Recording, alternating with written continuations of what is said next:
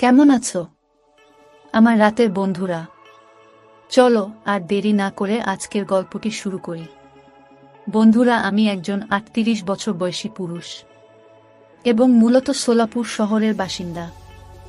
এই মুহূর্তে আমি আমার পুরো পরিবার নিয়ে মুলানাচক শহরে বসবাস করছি। আমার পরিবারে আমার ২৫ বছরের স্ত্রী পাপিয়া এবং ৫ বছরের ছেলে আছে। আমার চাচা সুনীলের বয়স ৫০ বছর এবং চাচি সুদেবীর বয়স ৪২ বছর। চাচার ছেলে সন্টুর বয়স ৩৪ বছর আর তার স্ত্রী মনিকার বয়স ৩০ বছর। আমরা সবাই যৌথ পরিবারে একসাথে থাকি, কিন্তু সদস্য বেশি থাকায় আমরা একই বাড়ির বিভিন্ন তলায় থাকতে শুরু করি। আমি আমার পরিবারের সাথে ২ তলায় এবং চাচা তার পরিবারের সাথে ৩ তলায় থাকতে শুরু করি। আমাদের অর্থেরও অভাব ছিল না, টাকা পয়সা, গাড়ি বাড়ি সবই ছিল। আমাদের ব্যবসাও খুব ভালো চলছিল, কিন্তু আমাদের সকল কাজ যৌথ পরিবারেই হতো। আজকের এই ঘটনা সম্ভবত ২০১০ সালের হবে। আমার স্ত্রী আর সন্তান যখন গরমের ছুটিতে গ্রামের মামার বাড়ি গিয়েছিল, সেই সময় আমার খাওয়া দাওয়া সবই চাচির ঘরেই হতো। একদিন রাতের খাবার খেতে গিয়ে দেখলাম চাচাতো ভাই সন্টু কিছুটা মন খারাপ করে বসে আছে, আর চাচিরও মন ভালো নেই। যদিও পুরো বাড়িতেই আমি কর্তৃত্ব করতাম। আমি চাচিকে জিজ্ঞেস করলাম কি হয়েছে। সে কিছু বলল না। বেশি কিছু জিজ্ঞেস করলাম না, চুপচাপ খাবার খেয়ে ফিরে আসতে লাগলাম। হঠাৎ চাচির আওয়াজ এলো, দাঁড়াও বাবু। আমি বললাম কি হয়েছে আন্টি? চাচি সন্টু আর তার স্ত্রী মনিকার দিকে ইশারা করে বলল, এই দুইটাকে তুমি বোঝাও। আমি বললাম কি হয়েছে চাচি? আপনি আমাকে কিছু খুলে বলবেন। চাচি বলল, এদের কাছে আমি কিছু চাই না, আমি শুধু একটা নাতি চাই। দুজনেই অনেক চিকিৎসা করিয়েছেন, কিন্তু এখনো পর্যন্ত কোনো কাজ হয়নি। আমি বললাম কি করব চাচি, এত চিকিৎসা করেও যদি কোনো লাভ না হয় তাহলে সন্তুকে বলো আর একটা বিয়ে করতে। এই বলে আমি আমার ফ্লোরে ফিরে গিয়ে টিভি দেখতে দেখতে ঘুমিয়ে পড়লাম। আমি আমার চাচির কথা ভুলে গিয়েছিলাম এবং যথারীতি আমার ব্যবসার কাজে চলে গেলাম। হঠাৎ ৪ দিন পর বিকেল ৪টায় আমি সন্তুর শাশুড়ি মা অর্থাৎ সুজাতা দেবীর ফোন পেলাম। সে বলল, বাবু তোমার খুব জরুরি কাজ আছে, এক্ষুনি আমাদের বাড়িতে এসো। আমি অনেক জিজ্ঞেস করলাম কি হয়েছে, কিন্তু কিছু বলল না। তিনি শুধু বললেন, শিগগির আসো, তারপর বলছি, খুব আর্জেন্ট দরকার। আমি সবকিছু গুছিয়ে নিয়ে কাউকে কিছু না বলে বিকেল ৫টায় গাড়ি নিয়ে তাদের বাড়ির উদ্দেশ্যে রওনা দিলাম। যখন সেখানে পৌঁছালাম তখন রাত ৯টা বেজে গিয়েছে। বাড়িতে পৌঁছে বেল বাজালে মনিকা ভাবির মা সুজাতা দেবী দরজা খুলে দিলেন। আমি বললাম, মাসিমা কি হয়েছে? তুমি আমাকে এত আর্জেন্ট দেখেছ কেন? সুজাতা দেবী বললেন, বাবু ভেতরে এসো, বসো, তোমাকে সব বলবো। ঘরের ভিতরে গিয়ে সোফায় বসলাম। তার বাড়িটা খুব একটা বড় নয়, একটি মাত্র বেডরুম, হলঘর, রান্নাঘর এবং বাথরুম আছে। আমি বসার পর মনিকা ভাবি একটা ট্রেতে জল নিয়ে এলো। আমি চমকে উঠলাম, আরে ভাবি তুমি এখানে কখন এলে? ওর মা সুজাতা দেবী বললেন, বাবু তোমাদের বাড়িতে কি হয়েছে? আর কি হয়নি এসব আমি কিছুই জানি না, কিন্তু সন্তান না হওয়ায় তোমার চাচি মনিকাকে বাড়ি থেকে বের করে দিয়েছে, এই বলে যে ও ঠিকঠাক চিকিৎসা করে আনো, না হলে বাড়ি ফিরে আসতে হবে না। আমি বললাম, আরে এই সব হয়েছে, আর আমি কিছুই জানি না, আমি রোজ খেতে চাই। চাচি খাবার দেয় কিন্তু আমাকে কিছু বলেনি। তো মনিকা ভাবি বলল, জানো ভাইয়া, আমি আর তোমার দাদা সন্তু দুইজনেই হাসপাতালে চেক আপ করিয়েছি, আমার মধ্যে কোনো ঘাটতি নেই। ঘাটতি ধরা পড়েছে তোমার দাদার মধ্যে, ডাক্তার তাকে অনেক ওষুধও দিয়েছিলেন। আমি বললাম, হ্যাঁ সবই বুঝলাম, তাহলে আমি এই ব্যাপারে কি সাহায্য করতে পারি? সুজাতা দেবী বললেন, বাবু কিন্তু তোমার চাচি এসব মানতে নারাজ। সে বলেছে হয় সে সন্তুকে আবার বিয়ে করাবে, নয়তো মনিকাকে সন্তানের জন্ম দিতে হবে। আমি বললাম, হ্যাঁ এখন এই অবস্থায় চাচিকে আমি বোঝাবো যে মনিকা ভাবি এতে কোনো দোষ নেই, আমি এর বেশি আর কি করতে পারি বলো? যদি কিছু সাহায্য করার পরিস্থিতি থাকতো তাহলে আমি কিছু সাহায্য করতে পারতাম। সুজাতা দেবী বললেন, বাবু তোমাকে আমাদের সাহায্য করতে হবে। আমি বললাম, হ্যাঁ মাসিমা, আমি সাহায্য করতে প্রস্তুত আছি। কিন্তু আমি কি সাহায্য করতে পারি? এবং তা কিভাবে? সুজাতা দেবী বললেন, কি করে বলবো বাবু, বুঝতে পারছি না। আমি বললাম, মাসিমা আপনি খোলাখুলি বলুন, যাই ঘটুক না কেন আমরা সবাই নিজেদের মধ্যে বুঝে নেব। সুজাতা দেবী বললেন, তোমার যদি খারাপ লাগে তাহলে। আমি বললাম, প্লিজ মাসিমা তবু সেইটা বলুন, আমার খারাপ লাগবে না। সুজাতা দেবী বললেন, বাবু হাত জোট করে বলছি, তুমি তোমার মনিকা ভাবির পেটে একটা বাচ্চা দাও। আমি কিং কর্তব্য বিমুখ হয়ে পড়েছিলাম। আমি বললাম, মাসিমা আমি কিভাবে বাচ্চা দেব? সুজাতা দেবী বললেন, প্লিজ বাবু আমাকে হতাশ করো না, মনিকার গর্ভে তুমি একটি সন্তান দান করো।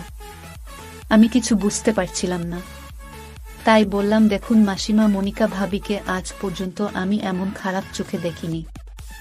সুজাতা দেবী বললেন, তা আমি জানি বাবু, মনিকা আমাকে সব বলেছে। আমি বললাম, তাহলে এমন করতে বলছেন কেন? মনিকার বলো বোন রিঙ্কির জন্য যদি এই কাজ করতে বলতেন তাহলে আমি প্রস্তুত থাকতাম, কারণ বিয়ের সময় তাকে দেখেই আমি তার প্রেমে পড়েছিলাম। সুজাতা মাসিমা বললেন, বাবু মন ছোট করো না, তুমি চাইলে রিঙ্কি কেউ তোমার সাথে খেলার জন্য এনে দিব, কিন্তু বাবু তুমি আমার ছোট মেয়ে মনিকাকে মা বানিয়ে দাও। আমি তোমার পায়ে পড়ি। তখনই মনিকা ভাবি আর তার মা দুজনেই আমার পায়ে ধরতে এলো। আমি বললাম, অফ, কি করছো তোমরা? আমি তাদের দুজনকে তুলে নিয়ে শান্ত করলাম। আমি বললাম, আমাকে একটু ভাবতে দাও, আমার মস্তিষ্ক কাজ করছে না। তারপর সেখান থেকে উঠে বাইরে চলে গেলাম। আমি গাড়ি স্টার্ট দিয়েছিলাম, এমন সময় ভাবির মা ছুটে এলো। আমাকে বলল, বাবু আমাদের এই অবস্থায় রেখে কোথায় যাচ্ছ তুমি? আমি বললাম, মাসিমা আমি কিছুই বুঝতে পারছি না, তোমরা বাসায় থাকো, আমি একটু পরে আসছি। আর আমি গাড়ি নিয়ে এগিয়ে গেলাম। আমার মন কাজ করছিল না। তখন হঠাৎ মনে হলো, এখন যা হবে দেখা যাবে, তাদের সাহায্য করতে হবে। সোজা বাজারে গেলাম। বাজার খোলা ছিল। সেখান থেকে শাড়ি ও বিয়ের কিছু কিনে তাদের বাসায় ফিরে এলাম। আমাকে দেখে মনিকা ভাবি আর ওর মা দুজনেই খুব খুশি হলো। ভাবির মা বললেন, বাবু তোমার উপর আমার বিশ্বাস ছিল, তুমি অবশ্যই ফিরে আসবে, তুমি আমাদের এইভাবে ছেড়ে যাবে না। আমি ড্রেসিং টেবিলের উপর জিনিসপত্র রেখে সিঁদুর বের করে মনিকা ভাবির সিঁথিতে পরিয়ে দিই। বি ও তার মা দুজনের চোখেই জল গড়িয়ে পড়ল। আমি বললাম, চলো এখন সবাই শান্ত হও, খাবার রান্না করো। আমি ভাবিকে জিনিসপত্র দিয়ে বললাম, এসব আমি কেবলই ভাবির বাচ্চার জন্য করছি, আর কিছু না। তারপর রাতে আমি আমার চাচিকে ফোন করে বললাম যে আমি কাজের জন্য অন্য শহরে এসেছি, তোমরা আমার খাওয়ার জন্য অপেক্ষা করো না, আমি 2 দিন পরে বাড়ি ফিরব। তারপর রাতে আমি মনিকা ভাবি আর তার মা মিলে একসাথে খাবার খেলাম। ভাবির মা আমাকে বলল, বাবু তুমি কোথাও একটু হেঁটে এসো, ততক্ষণে মনিকা ভাবি কোণে হিসেবে তৈরি হয়ে যাক। আমি হাঁটার জন্য বাইরে গেলাম। ফিরে এসে দেখি ভাবি শোবার ঘরের বিছানায় বধূর মতো সেজে বসে আছে। ওর মা আমাকে ভাবির দিকে ইশারা করে ভিতরে যেতে বললেন। আমি ভিতরে গিয়ে দরজা লক করে দিলাম। আমি মনিকার কাছে পৌঁছালাম। সে পুরোপুরি ভেঙে পড়ল। আমি আদর করে ওর ঘোমটা তুলে ওর কপালে একটা পাপ্পি দিলাম। সে পুরোপুরি কাঁপছে এবং আমাকে আঁকড়ে ধরেছে। আমি আস্তে আস্তে ওর কপালে, চোখে, গালে পাপ্পি খেতে লাগলাম আর ও ঠোঁট চুষতে লাগলাম। মনিকা ভাবিও সাপোর্ট দিতে লাগলো। সে আমার জিভ চুষতে লাগলো। এবার আমার হাত ব্লাউজের উপর থেকে ওর আপেল পরীক্ষা করতে লাগলো। আমি পাপ্পি খেতে খেতে ওর গলা, বুক, পেট ও নাভি পর্যন্ত পৌঁছে গেলাম। সে লালসার সাথে অনেক ছটফট করছিল এবং শীতকার করতে লাগলো। আমিও আর সহ্য করতে পারলাম না, তাই আমিও আমার নাগরাজ বের করে সম্পূর্ণ তৈরি হয়ে গেলাম। আমার নাগরাজকে দেখে সে ভয় পেয়ে গেল এবং হাত দিয়ে মুখ লুকালো। আমি আস্তে আস্তে ওর সবকিছু সরিয়ে ওর খেলার মাঠের তাপ্পি দিতেই সে সাথে সাথে লাফিয়ে উঠল। তার খেলার মাঠ খুব পরিষ্কার দেখাচ্ছিল। আমি তার মাঠ চুষতে লাগলাম। ভাবি ছটফট করতে লাগলো। আমি জিপটা খেলার মাঠের ভিতর নিয়ে নাড়াতে লাগলাম। তারপর আমি একটা আঙ্গুল ভিতরে ঢোকাতে শুরু করার সাথে সাথেই ভাবির পানি বেরিয়ে গেল। আমি ওর অমিতের মতো ননতা দই খেয়ে ওর খেলার মাঠ চেটে পরিষ্কার করলাম। এভাবে পাপ্পি খাওয়ার সময় মনিকার 34 সাইজের আপেলও টিপে দিচ্ছিলাম। সে আবার গরম হয়ে গেল। ভাবির চোখ দুটো উত্তেজনায় ভরে উঠল। ভাবি বলল, আর বিরক্ত করো না, তাড়াতাড়ি তোমার নাগরাশটা ভেতরে ঢুকিয়ে দাও। আমি বললাম, তাহলে এবার ঢুকিয়ে দিব। ভাবি বলল, হ্যাঁ, ওটা তাড়াতাড়ি ঢোকাও। আমারও আর অপেক্ষা করা কঠিন ছিল। আমি কিছুক্ষণ তার মাঠে আমার নাগরাজকে ঘষলাম এবং তাড়াতাড়ি আমি অনুভব করলাম ভাবি এটা নেওয়ার জন্য প্রস্তুত। আমি ধাক্কা দিলাম এবং আমার নাগরাজদার খুব টাইট মাঠে আটকে গেল। ভাবি জোরে চেঁচিয়ে উঠল, মা, আমাকে বাঁচাও মা। সে কাঁদতে লাগল।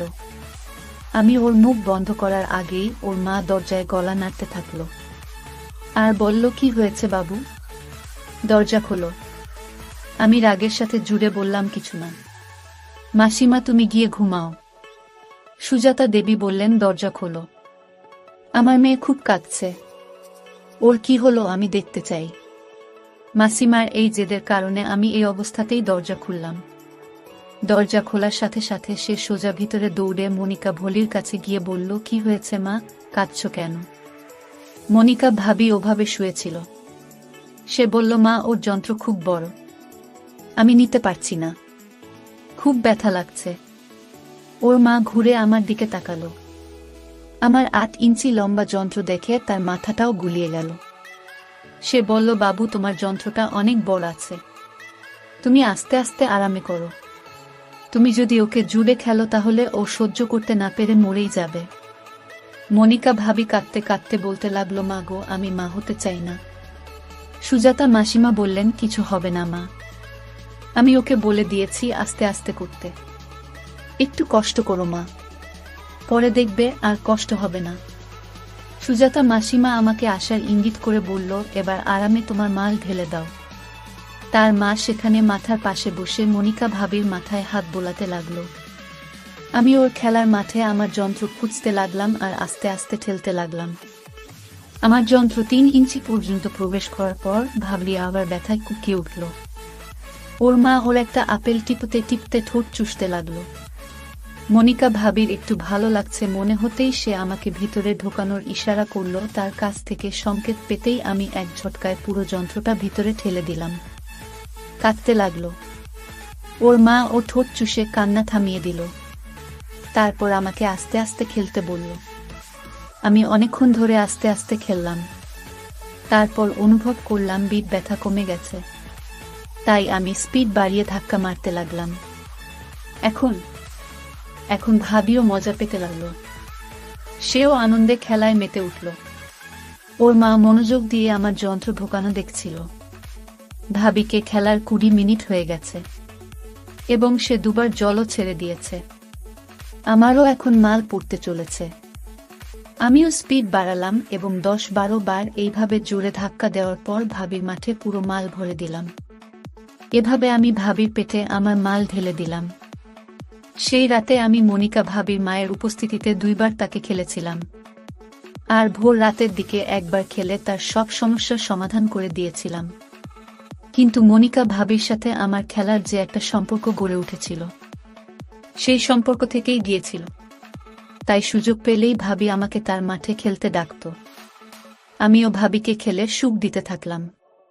বন্ধুরা, ভিডিওটি কেমন লাগলো? ভালো লাগলো চ্যানেলটি সাবস্ক্রাইব করুন। ধন্যবাদ।